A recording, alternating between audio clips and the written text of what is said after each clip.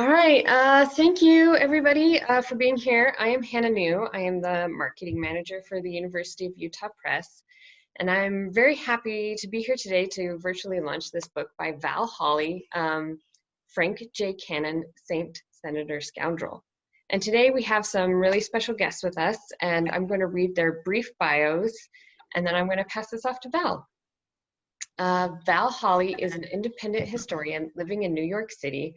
His book, 25th Street Confidential, Drama, Decadence, and Dissipation Along Ogden's Rowdiest Road, won the Utah Book Award in Nonfiction.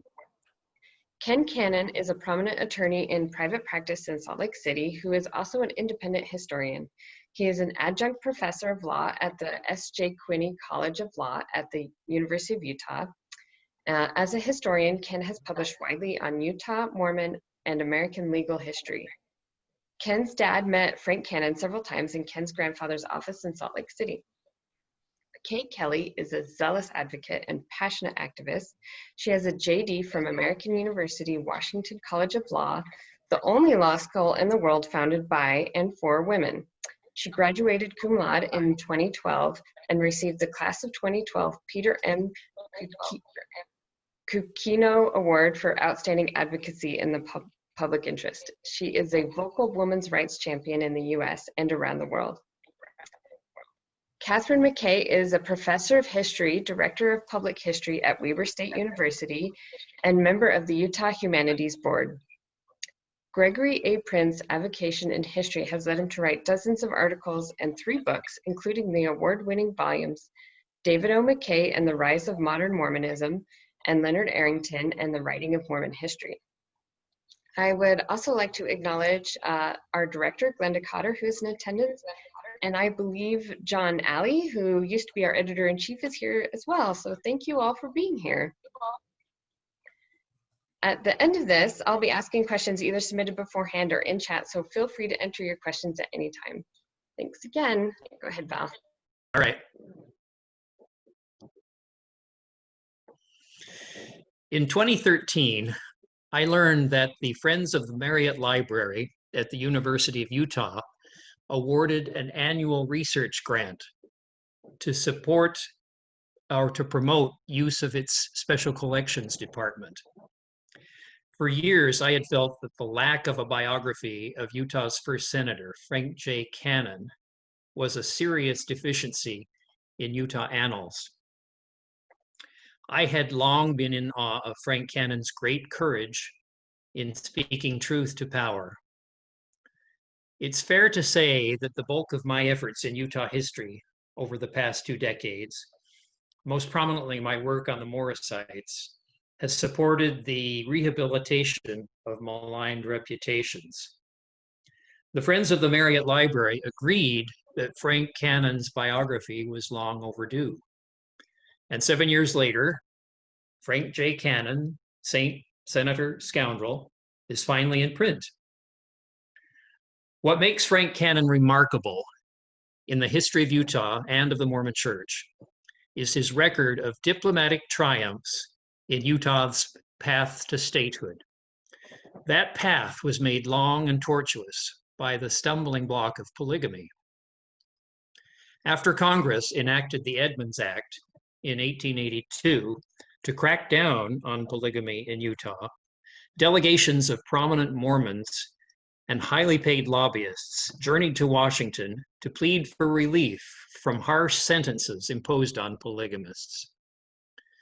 But Congress was unimpressed and passed the even harsher Edmunds-Tucker Act of 1887. That act withdrew the franchise from Utah women and forced men to swear a monogamous oath before they could vote. George Q. Cannon of the Mormon First Presidency, who had 5 wives and had been in hiding from federal marshals for nearly 3 years, realized that the church was facing destruction. Because the lobbyists had not succeeded, George Q. Cannon asked his son, Frank, to go to Washington in search of relief. Frank Cannon would have struck many Mormons as an improbable deliverer. He'd always been a religious skeptic, and he often flouted Mormon principles. He drank excessively, and he had fathered an illegitimate child.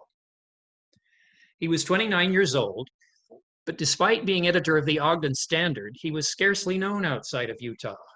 And yet his father sensed that he might be the right person to break the logjam.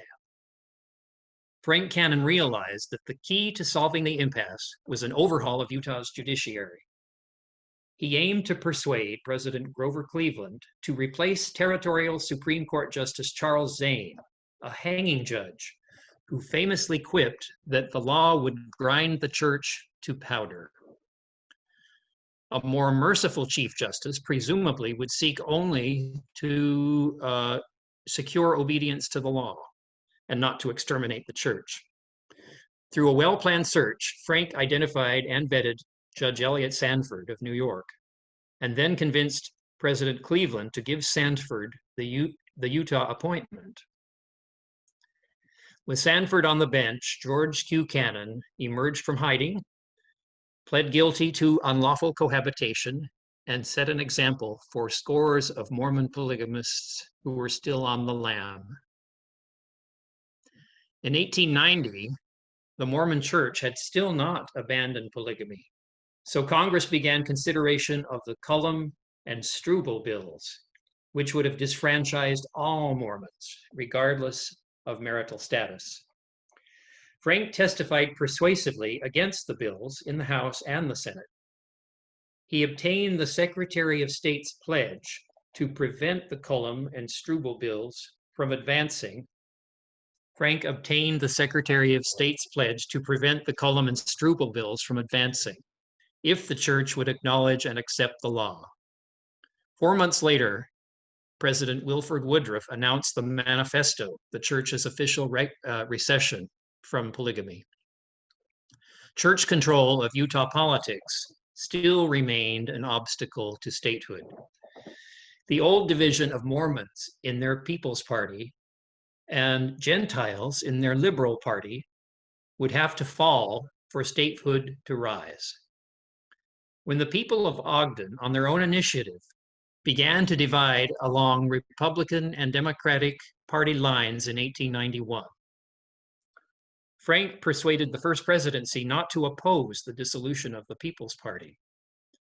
As a founder of the Republican Party of Utah, Frank's presence in the trenches at the party's inception helped to convince Gentiles that the Mormons' belated embrace of national parties was not a ruse, but genuine.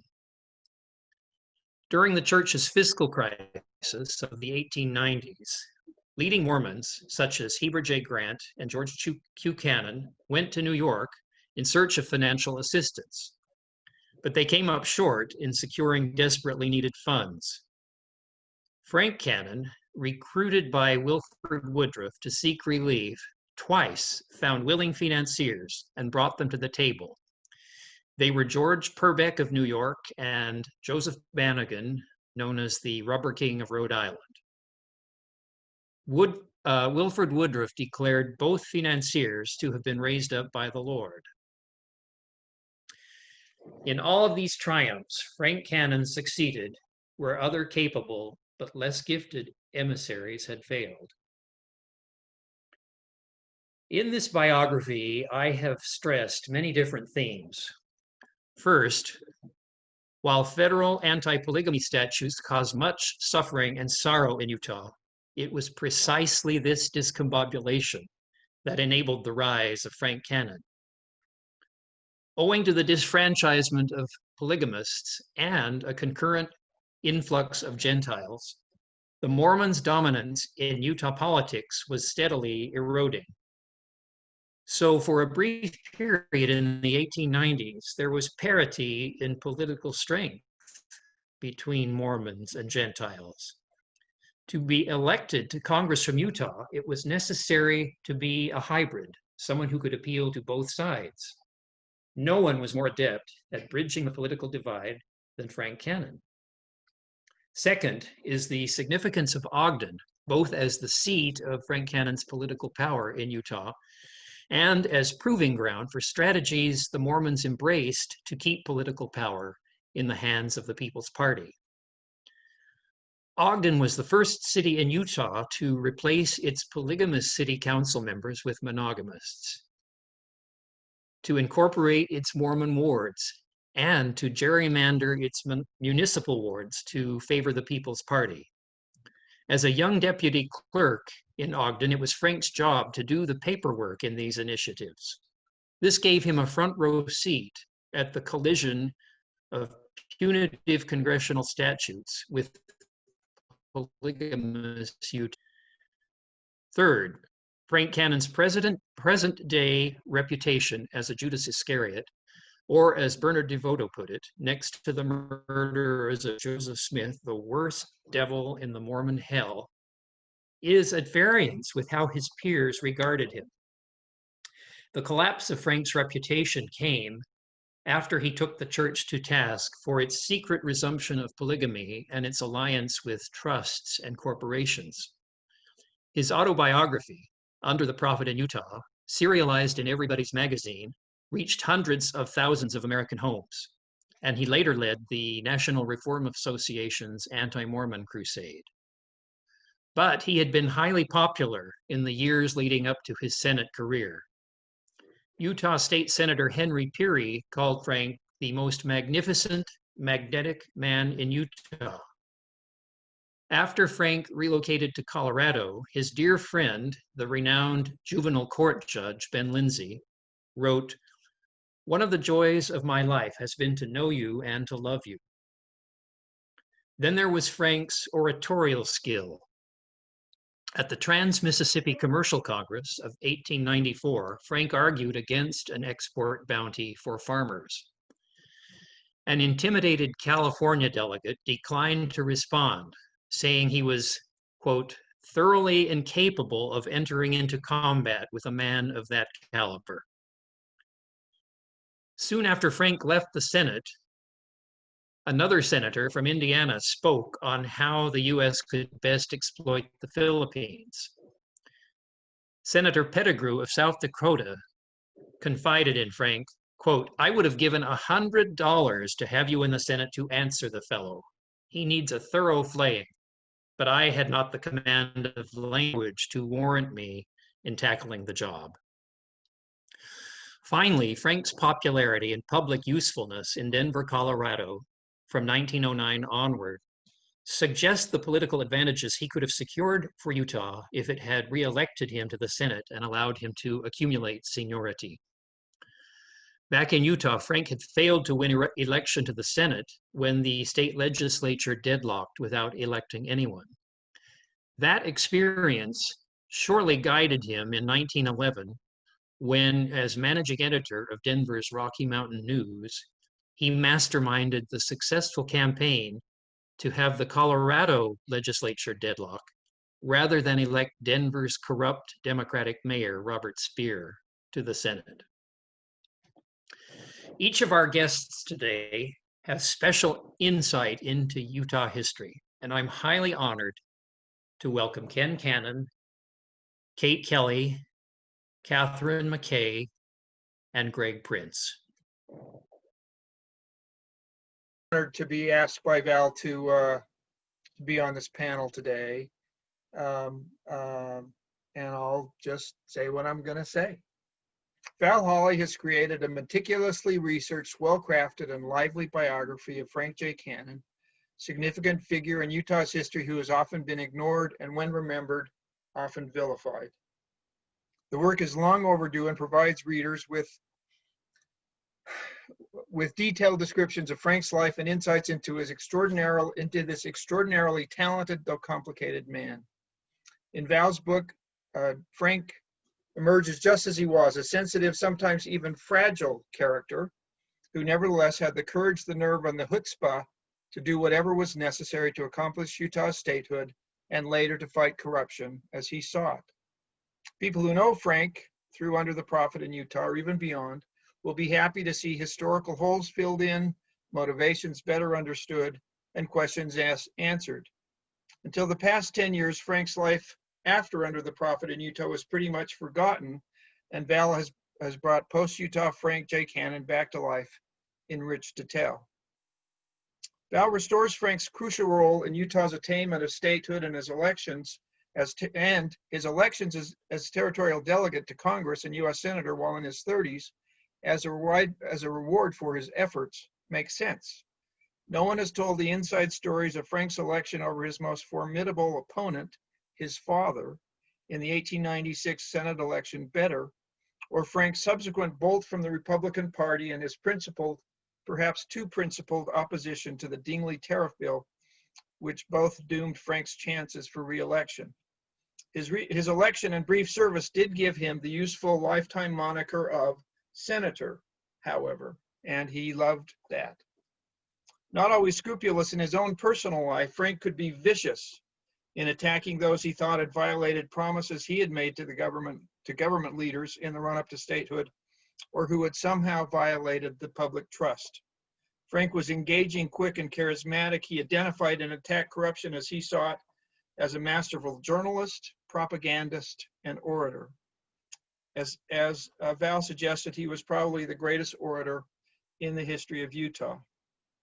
Val provides a full account of Frank's important muckraking role in Denver after he left Utah, of the background and execution of Under the Prophet in Utah, and his later writings with George Knapp, and his career as a well-paid anti-Mormon lecturer for the Redpath Chautauqua Bureau, the National Reform Association, and my personal favorite, the Interdenominational Council of Women for Christian and Patriotic Service.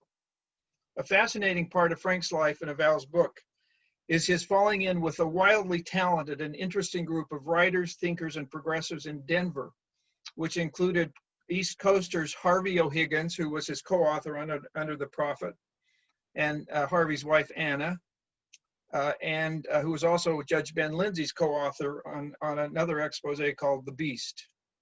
Even the last 10 years of Frank's life are ably recounted, and when put into context show that Frank retained his extraordinary gift of affecting opinion to the end. One of the reasons that Val is able to provide so many important details and insights into Frank's personal life, particularly before 1901, is that he had the use of exquisite and voluminous personal journals kept by Frank's brother Abram, his father George Q., and his step-grandfather Franklin D. Richards, for whom he was named. These three diarists died in 1896, 1901, and 1899, respectively, and their deaths leave a hole in personal information about Frank thereafter.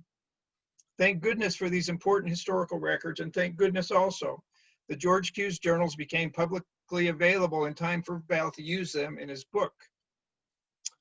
Frank J. Cannon continues to be a bit of an enigma for me, even with Val's extraordinary contributions and all the research I've done on the man.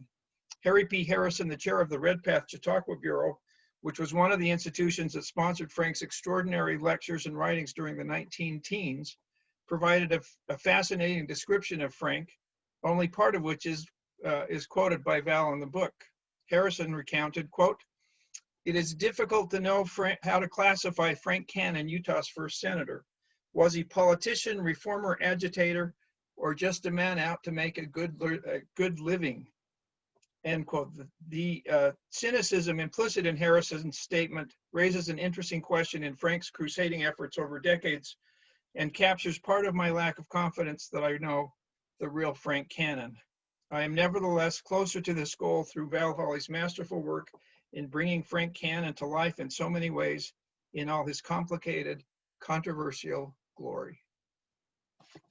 Thank you. I think I'm up. Okay. Hi, everybody. My name is Kate Kelly, and I'm just really happy to be here today. Congratulations to Val on this book. I'm writing my first book right now, and now realizing what an incredible feat this is. And so I'm that much more in awe and that much more congratulatory. So very, very exciting. Thank you for inviting me. I don't do a lot of Mormon stuff anymore or participate in a lot of Mormon panels. So I was excited to get the invitation because I have such a strong connection to Mormon history and a place in it. For folks who don't know, or maybe if you're on this call, you're very in tune with Mormon happenings. But I was raised Mormon, and I was very, very devout, probably much more devout than it sounds like Frank J. Cannon was my entire upbringing. And eventually went to law school, and after I graduated from law school, started an organization called Ordained Women to advocate for Mormon women to get the priesthood.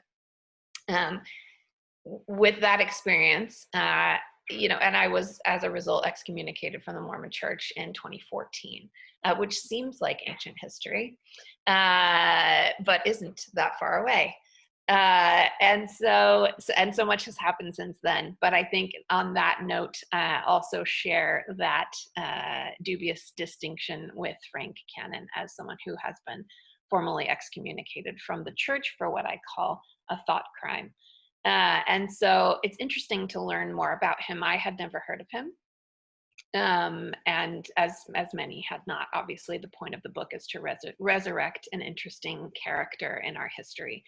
I think it's also interesting from the perspective of a woman, because reading these materials and seeing these photos, and there's a lot of focus on the shock and horror that this person has been erased from our history, who made a significant and notable contribution to both Mormon history and Utah history.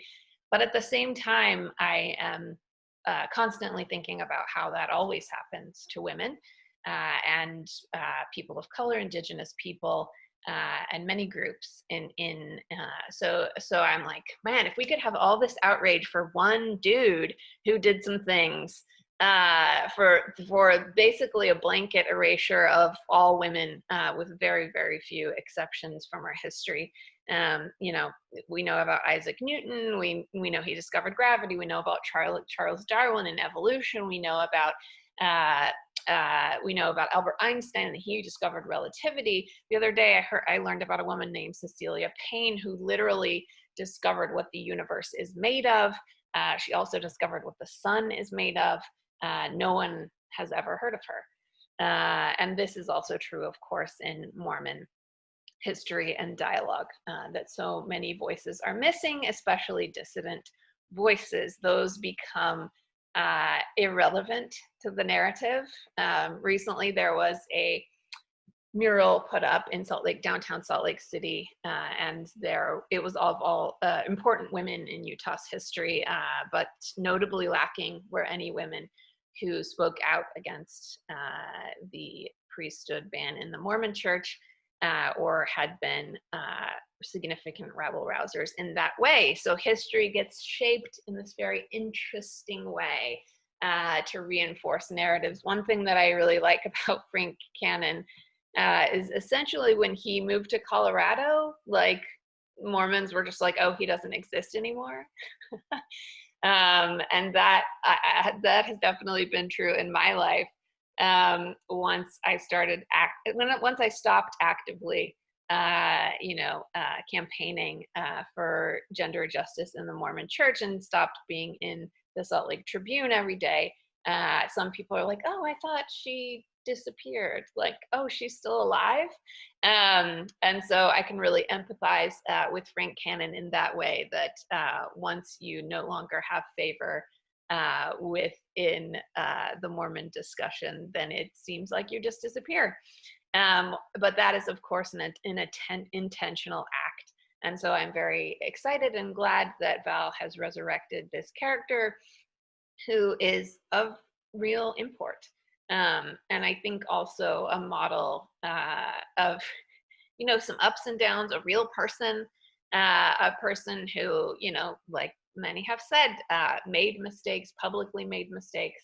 But I think one of the biggest villains in Mormon history and Mormon canon is always the person who is an insider or was an insider, and then is able to use that knowledge, that critique, that fluency, those relationships to actually try to change the institution or change the direction the leaders are going in. So that's something I can also really empathize with or appreciate from the story.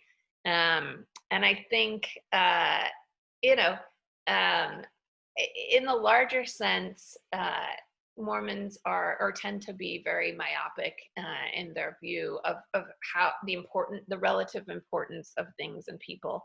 And so I think his importance in the work that he did in Washington, not in Utah, on behalf of the state, you know, gets somehow shrunken down in this relativity that, as we know, Albert Einstein discovered. So I think it's just so interesting to me the ways in which people are resurrected, and why they are and how they are, and how we use those narratives. So yeah, I applaud the book.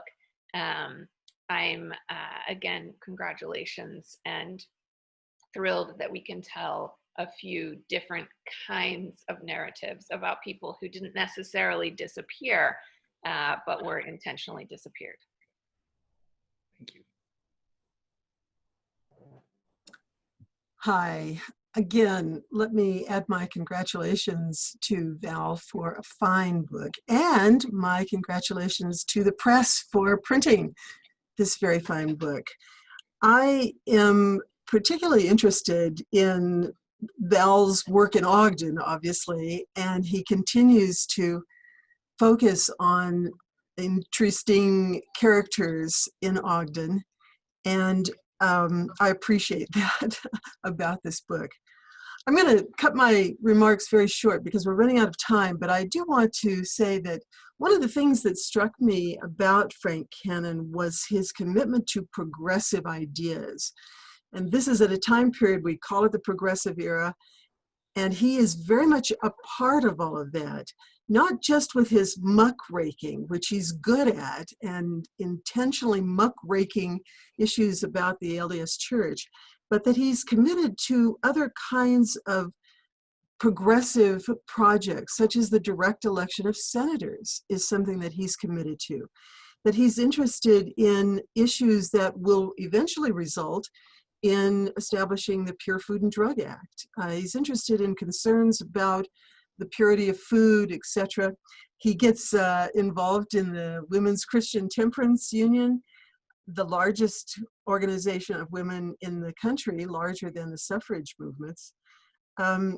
He's interested in taking apart trusts and large corporations. These are all progressive ideas. And I think Val has done an excellent job of positioning Frank Cannon in the midst of this progressive, this larger national movement that's going on. He's a part of this, and he becomes an important voice as part of that, lending his support, again, in his muckraking efforts to expose the LDS Church hierarchy, to expose their corruption, but also to embrace other ideas that his fellow progressives are interested in. So again, Val, well done, and well done the press for publishing this book. Thank you. Val, thank you on two levels for this book. Level number one is that it's a fascinating, interesting book. I had two mentors in my career who gave me very simple ideas that have turned out to be really important in anything I do. The first one said, always work on something important. And the second one said, make it interesting. And you've done both. So I congratulate you on that. The second is that your book did for me what I like books to have do to me, and that is it opened up avenues of thought that maybe were tangential to the subject, but nonetheless, it opened those doors for me. And I want to just touch on three of those. Number one is the difficulty in perpetuating the idea of royalty within any structure, governmental or corporate, but particularly within a religion. And what you see with Frank Cannon, I think, embodies the difficulty in trying to perpetuate that notion of royalty. That the founders of the church, mostly the presidents, but also some people who were in the first presidency, particularly George Q. Cannon, tried to stack the deck in favor of their descendants, hoping that they would succeed ultimately to become president of the church. From Joseph Smith until Heber Grant, who didn't have sons, there was only one church president who did not try to stack the deck by putting a fairly young son in the Quorum of the 12. That was Lorenzo Snow. And yet, with only one exception, all of those young men died generally at a very early age and never made it into the president's chair. The one exception there being Joseph F. Smith, who was not the son of a president of the church, but certainly was the son of the founding royalty of it. So in Frank Cannon, I think we really see the embodiment of the difficulty in trying to perpetuate that chain of royalty. The second door that it opened to me is re-examining the idea of the church's involvement in the public square. It's not a question, certainly for this venue, of arguing should they be there, shouldn't they be there, what types of issues should they take. I think it's much more instructive just to look at the historical record and say, well, what have they done? And perhaps why have they done it? When they have jumped into the public square in a big way, at least looking at the 20th century record, it's a very mixed record, and their batting average is below 500. I think particularly of their ongoing battle against liquor by the drink, I don't think that you can say that they have won that one. In the early 1950s, they took on two very public battles within the state of Utah. One was an initiative to have senators within the state elected, one per county, somewhat emulating the United States Senate. They lost big on that, and they also lost on an initiative to bring the junior colleges back under church ownership, the church having gotten rid of those during the Great Depression. They lost big on that one too. In the 1960s, they went to bat nationally on 14B, which was a right to work law, lost big on that one. Finally, later into the 70s and the 80s, they won on getting the MX missile excluded, not just from the state of Utah, but the whole initiative being killed there. They won a Pyrrhic victory on defeating the Equal Rights Amendment. And then most recently, they won the battle on Prop 8, but they lost the war. That the victory in Prop 8 turned out to be the accelerant that drove marriage equality to the finish line. So it's a real mixed bag to see when they want to get into the public square. And I think you see that in the career of Frank Cannon as you have laid it out. Sometimes they'll engage, sometimes they'll stay on the sidelines when you wish they wouldn't stay on the sidelines. And in particular, I see this over the last 4 years, that I would have appreciated the church and other churches stepping forward and being a public voice at a time when there were clearly frontal assaults on the US Constitution, a document that we proclaim as a sacred document. The third area where you have opened a door to additional thought on my mind is the importance of the back channel surrogates. And clearly, Frank Cannon was one of the best that the church has had, in spite of his flawed character. He may have been the very earliest who did as much as he was able to do. But in more recent times, the church has taken a similar posture, first with Tom Lantos. Tom was a long-term congressman from San Francisco, the only Holocaust survivor ever to serve in the US Congress. His wife and his daughters converted to Mormonism. Tom never did, but he became an extremely effective and often utilized surrogate for the church when it needed to have things done in a quiet fashion. After Tom died, that torch pretty much was passed to Harry Reid. And Harry, I know this in both cases because I knew very well some of their staffers, would frequently be called upon by the church to do things that never got into the public venue. And yet here we have two men, Tom Lantos and Harry Reid, one in the House of Representatives, one in the Senate, who to many in the church would have been considered flawed personalities because both of them were Democrats. And so you see this repeating itself from what you saw earlier with Frank Cannon. So those are my remarks. Thank you again, Val, for a very good book. Thank you. I'm going to ask some questions. I think all these questions are open to everybody, but Val in particular. The first one is, what was the most surprising thing you found out about Frank Cannon during your research? Well, the most surprising thing I learned in the course of writing the book is not in the book, and it's not about Frank Cannon, but it is a statement made by Isaac Trumbo, who was a lobbyist for Utah statehood. He wrote to the chairman of the Republican National Committee in 1896, the polygamy is worse than ever.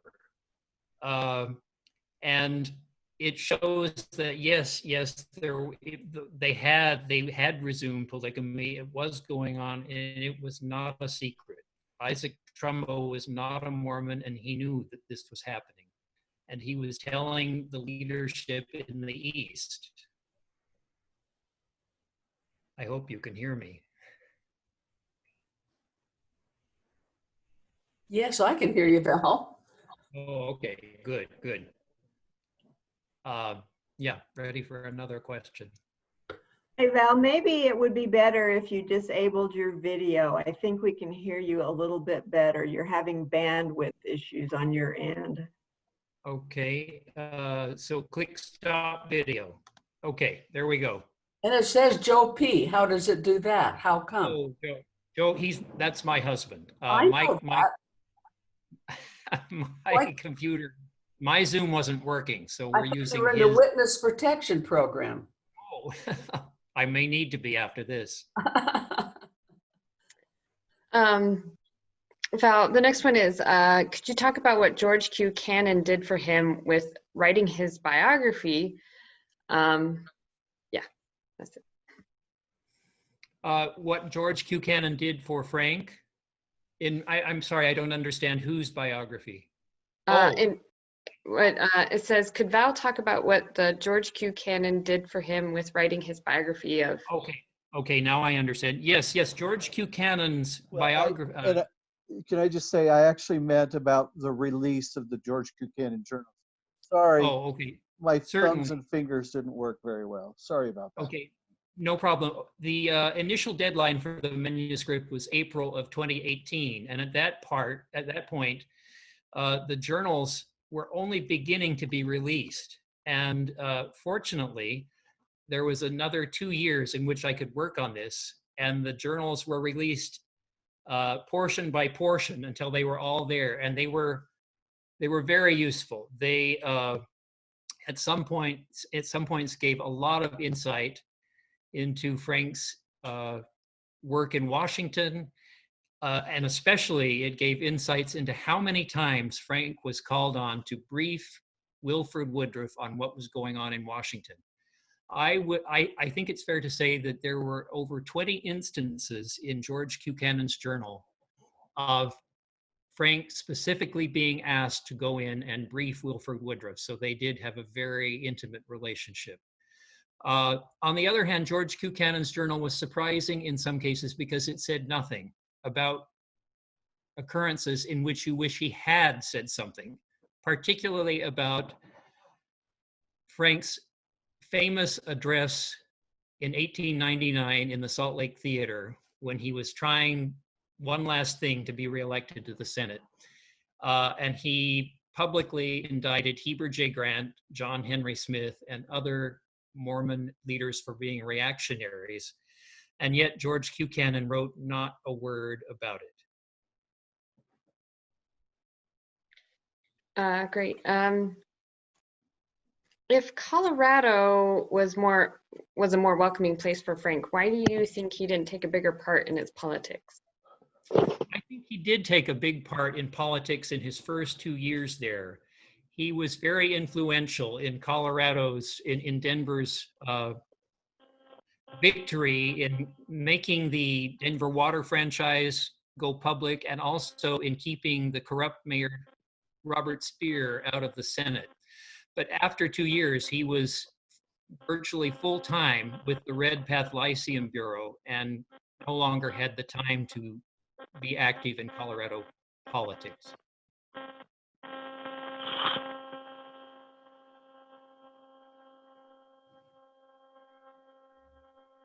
Sorry, if you're not asking a question, could you please mute your video? The next question is, how much of a role did Frank play in not just gathering materials on the book, The Life of Joseph Smith the Prophet, but actually ghostwrite the book for his father?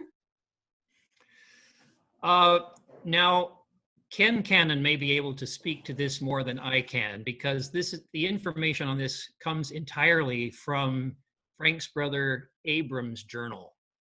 Ken, would you like to speak to that? I think Frank ghost wrote the entire text. I'm not sure it's quite that much. It's certainly a lot. I think that John Q, another brother, also helped on it. And I think, it's, people, Leonard Arrington was a wonderful friend of mine and had this extraordinary output and, published so many books, many of which were written in significant part by other historians. But I think every word that was published by Leonard at some point went through his typewriter. I think that George Q, who was, by profession really an editor, my guess is that the final product he went thoroughly through. He certainly didn't write the whole thing, and my guess is that the person who wrote most of the book was probably Frank. So I have the same sense. Oh, that's very interesting. Does anybody else? That's the questions I had beforehand. Does anybody else have a question?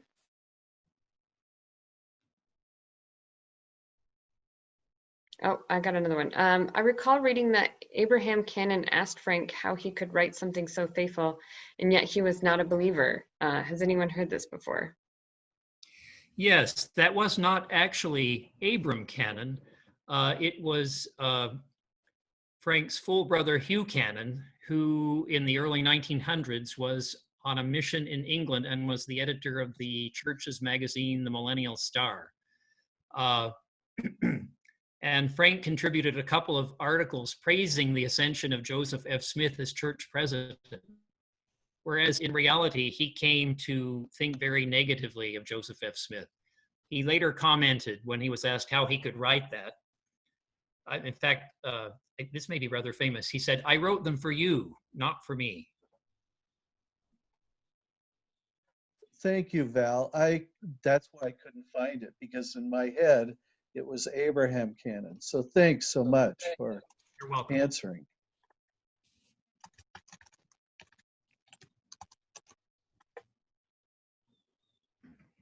Well, thank you, everybody. That's all I have. I will be posting this to our YouTube channel probably later next week.